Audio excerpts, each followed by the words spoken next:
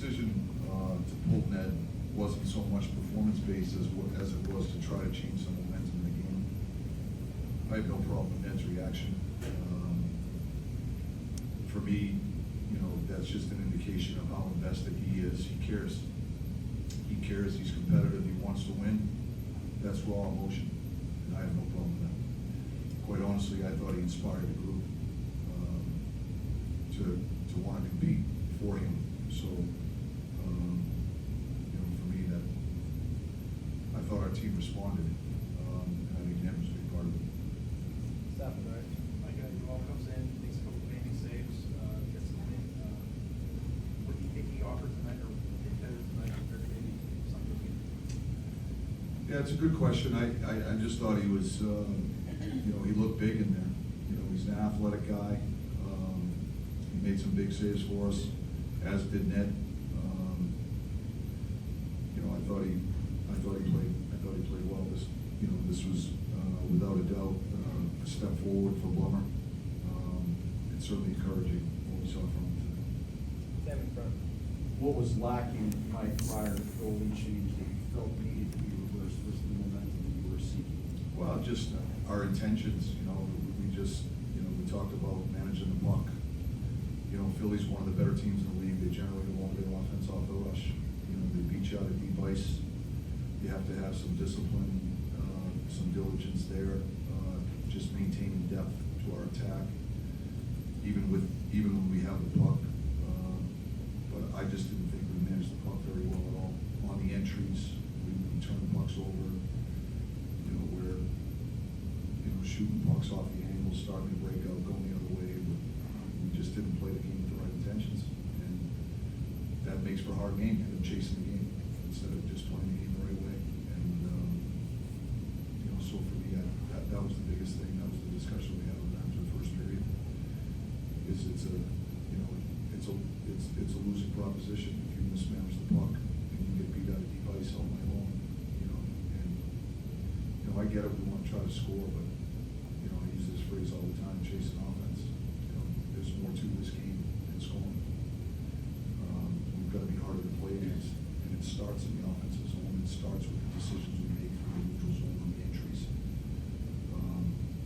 We've got to take what the game gives us. I didn't think we were doing that in the first part of the game. I thought we did better as the game went on, but the first period for sure, it just wasn't the game we wanted to play.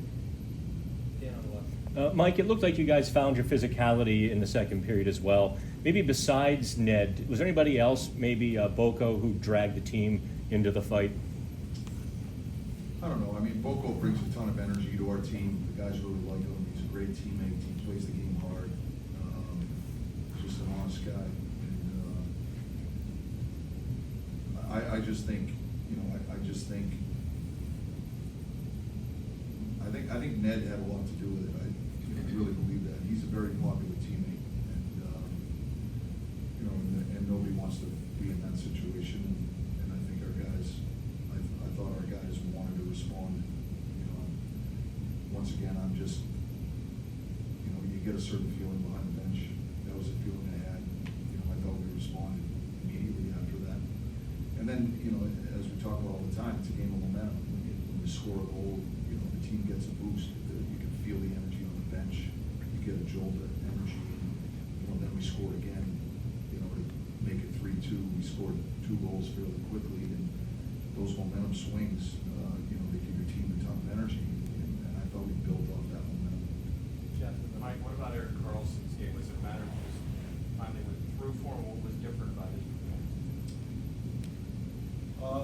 Well, Carl's, he's an elite offensive player. He can really shoot the puck. It's hard to say what's different. I thought he was playing the game on his toes. He did a great job on the offensive blue line, just managing his gaps, keeping pucks alive. And then when he got the puck up top of the blue line, I thought he did a really good job creating shot lanes. He sees it so well, and he's got a great shot. I just thought he did a great job with his decision making first and foremost, and then his execution. Two more what's on the right. Like Gino with 4 points tonight, the game winner. He noted that maybe that's a performance that he could use and also the team could use. Just